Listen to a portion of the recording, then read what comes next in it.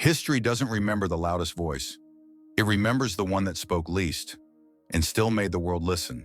Power, seduction, control, not traits, not techniques, but weapons, wielded by those who refuse to play by ordinary rules. These forces aren't separate. They feed each other. Seduction draws people in. Confidence disarms them. Power holds them captive. Master one, and you begin to rise.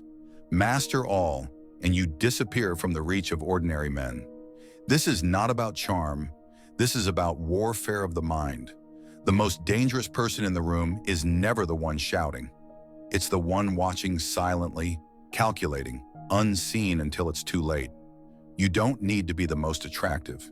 You need to be the most magnetic. Desire isn't born from closeness. It's born from distance, from not knowing where someone stands, from not knowing if they'll say yes or walk away. If you're always available, you're replaceable. If you're always explaining, you're forgettable. You want attention? Pull back. Let your absence hit harder than your presence. Give less, speak less, reveal less. Let people lean in. Let them wonder. You're not chasing, you're training the world to chase you. Seduction is not flirting. It's not about looks or words. It's about precision. The greatest seducers in history didn't just attract people. They created a gravitational pull. They studied what people lacked, then became it. Most people are emotionally starving for mystery, for validation, for danger, for something, anything to break the monotony. You don't offer love. You offer escape. You don't offer answers. You become the riddle. Want to seduce someone completely? Become what they crave before they know they crave it. Reflect the version of themselves they wish they could be. Give praise rarely. Withdraw it quickly. Let your approval feel like oxygen. Necessary, rare, and always earned. People don't fall for you. They fall for how they feel when they're with you. And when you control that feeling, you control them. You were told confidence is something you find inside. That's wrong. Confidence is something you build outside until the world reflects it back and forces you to believe it. You act calm when you're not. You act certain when you're unsure. You act indifferent when you want everything. Because image becomes identity. Behavior becomes belief. Walk into a room like you own it. Move slowly. Speak less. Speak last. Let the silence make them uncomfortable. Let your stillness raise questions they can't answer. Confidence is not loud. It's not a smile. It's not charm. It's stillness in chaos. It's not reacting when others expect you to. It's treating every compliment like a test and every insult like static. You don't prove yourself. You let them feel the cost of underestimating you. Real power isn't about control. It's about what people think you can do, even when you're doing nothing at all. Machiavelli understood this. It's better to be feared than loved, but best to be both, in a way no one can quite explain. The more unpredictable you are, the more people hesitate. The more people hesitate, the more you dominate. Your emotions are weapons, if you control them. Lose your temper, you lose your leverage. Show desperation, you lose your mystique. They touch a nerve, smile faintly. They compliment you, stay unmoved. They try to provoke you, say nothing. Let their need for validation expose their weakness. The one who controls the tone of the room doesn't shout, he shapes the silence. There are two kinds of people in every interaction. The one who speaks too much, shares too soon, reveals too clearly. And the one who listens, waits, observes, and says just enough to disarm. That second one, that's the spider. Don't corner people with dominance. Let them walk into your web willingly. Ask questions that reveal more than answers. Give compliments that can't quite be placed. Withdraw just enough to create hunger. Mirror just enough to build trust. Let them think they're in control while you guide the pace, the tone, the depth. Manipulation isn't force, it's invitation. Control isn't pressure, it's influence cloaked as alignment. And when they step too close, pull back. Don't punish, don't plead, Just disappear slightly. That absence will do more damage than confrontation ever could. Power isn't loud. Power doesn't flinch. The most feared people are unreadable, not because they're cold, but because they're composed. You can scream with silence. You can dominate by not moving. You can kill with stillness. Control your reactions and you control the outcome. Never show jealousy. It signals weakness. Never show need. It signals submission. Never explain too much. It's insecurity dressed as clarity. You want to train the world to respect you? Become a wall they can't read, a mirror that reflects their own insecurities. When someone tries to insult you, don't defend. Let them hear their own echo. When someone tries to impress you, pause. Make them work harder. You are not in the room to prove anything. You are the room's test. Power is built in silence, but it echoes when released. You've already seen how perception can be shaped, how confidence can be performed, and seduction can be constructed like a trap. But there's another level, one few ever reach. Now you stop performing power. You become it. Anyone can look composed when everything's in control. But the true test is when it's not, when you're insulted, excluded, challenged, humiliated. That's when most people break. They get loud. They explain. They try to regain footing through words. But the most dangerous person in the room says nothing. He absorbs, then chooses when or if to respond. Emotional control is not numbness. It's strategy. It's the ability to live in chaos while staying still. It's the ability to feel everything and show nothing. If you're insulted, don't defend. Let it hang in the air. Smile like they embarrass themselves. If they praise you, pause. Don't reward them with instant validation. If something rattles you, say less. The delay in reaction becomes your advantage. Most people are reacting to the world. You are programming it. This is confidence without emotion, influence without noise, power without friction. When you master this, people become careful around you. They rethink their words, they measure your silence, and once they do that, you've already won. Seduction isn't sexual, it's psychological alignment. It's giving someone the illusion of freedom while they're already tangled in your influence. Cleopatra wasn't the most beautiful, Caesar wasn't the strongest, but they understood longing. They studied the fog people live in, boredom, fear, insecurity, and became the storm that cleared it. You don't sell yourself. You sell a feeling, a shift, a break from numbness. You become the validation they don't get anywhere else, or the challenge that finally wakes them up. To do this, speak to what they crave, not what they say. Mirror their emotional state, then slowly elevate it. Say just enough to open a question, then go quiet. Let the silence deepen their obsession. Let their imagination work harder than your words. Be the one who sees them, not clearly, but deeply. Because when someone feels truly seen, they don't forget you, not because you're perfect, but because with you, they feel real. True power doesn't declare itself. It waits, then strikes. In war, in politics, in relationships, those who yell first die first. Machiavelli advised rulers, appear harmless while planning ruthlessly.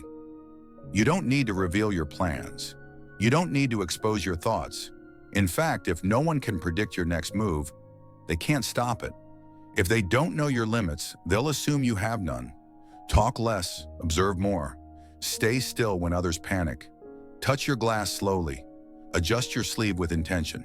Let the smallest movements tell a louder story than any speech could. When asked about your goals, say little. When provoked, stay blank. When praised, respond like it doesn't matter. This isn't coldness. This is tactical invisibility. Let people fill in the blanks. Let them create the myth. Because when people invent their version of you, they overestimate you. And that's a weapon you never had to lift. You want control? Give them just enough truth to trust you, just enough mystery to fear you, and just enough distance to crave you. Never be fully known. Be just clear enough to be trusted, and just unclear enough to stay above them. True dominance doesn't need confirmation. It's felt before it's proven. Most people seek belonging, but here's the truth. Those who crave belonging are the easiest to own. They don't have a fixed identity. They're waiting for someone to hand it to them. Be that someone, not with rules, not with control, but with reflection. Show them who they could be if they stay close to you. Make them feel like the rebel, the protector, the genius, and then praise only when they live up to it. Withdraw that praise when they fall short, and you'll watch panic set in. Not because they lost you, but because they lost the version of themselves they became through you. That's how leaders make fanatics, how lovers become obsessions, how cults form. You don't chain them, they chain themselves. Power doesn't come from taking control. It comes from becoming the frame that everyone else builds their behavior around. And that frame, that mask of confidence, seduction, and strength, if worn long enough, becomes real. Most people try to find themselves, but Machiavellians don't search. They build, brick by brick, behavior by behavior, until one day they're not playing a role. They are the role. They don't act confident. They are certainty. They don't act seductive.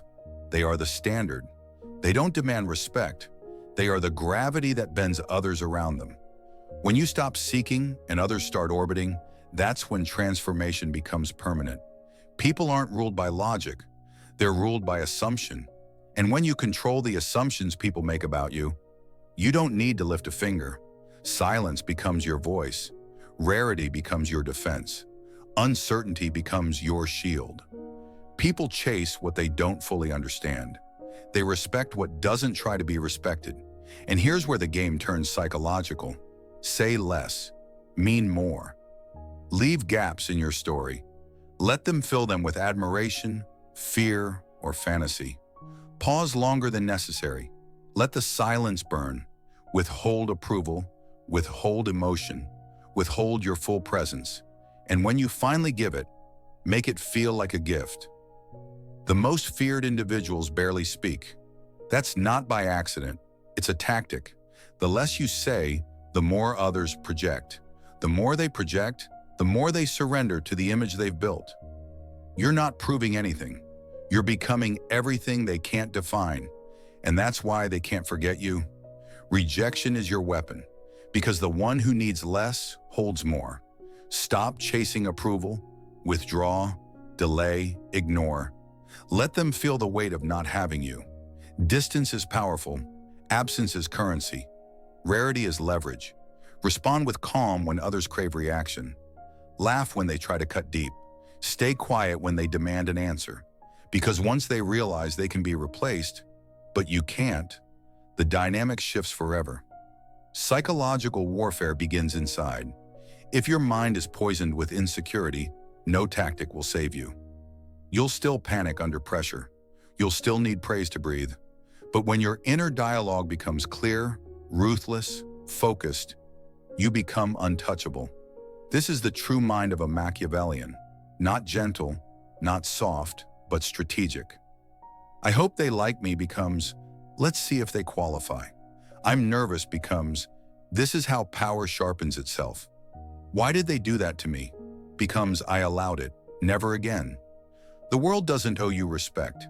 You extract it through undeniable presence and behavior. And it starts with the voice no one hears, the one inside your skull. Your thoughts are either your prison or your arsenal. Train them accordingly. In every interaction, there is a frame, an invisible lens that defines who holds power. Most argue facts. The powerful argue context. If someone calls you arrogant, say, confidence looks like arrogance to the insecure. If someone interrupts you, go silent, then ask, are you done? That's not rudeness. That's reclaiming control without effort. Never play inside someone else's frame. Break it, or build your own. Speak like the narrator, not the actor. Define the moment before they do, and you control everything that happens next. There is a kind of energy that unsettles people. It's not aggression, it's not charisma, it's stillness, restraint, calculation. The man who smiles while others panic, who watches more than he speaks, who's unpredictable, unreadable, unbothered. That is fortress energy. You don't need a fortress made of stone. You need a mind that doesn't flinch. To cultivate it, get comfortable with solitude. Because if you need others to feel whole, you'll always be weak. Stop explaining yourself. Every unnecessary confession is a future vulnerability. Train in silence. Let them think you're idle. Let them doubt. Let them mock. And then, when they least expect, strike with precision. A fortress doesn't react. It waits, it absorbs, and when it moves, it finishes the job. That's how people start to fear you without knowing why. That's how you become the one they can't shake, even after you've left the room. Now you've learned how to shift behavior, craft silence, weaponize absence, and dominate frames. But there's one final transformation left. Legacy. Not temporary control, permanent imprint. The kind of influence that lingers long after your name is gone. Let me know when you're ready for the final movement, where we go from respected to unforgettable. If you've made it this far, you're not just scrolling, you're searching for something deeper. Thanks for trusting me with your mind. If this spoke to you, like the video, hit subscribe, and share it with someone who needs to reclaim their power. Until next time, stay sharp and think deeper.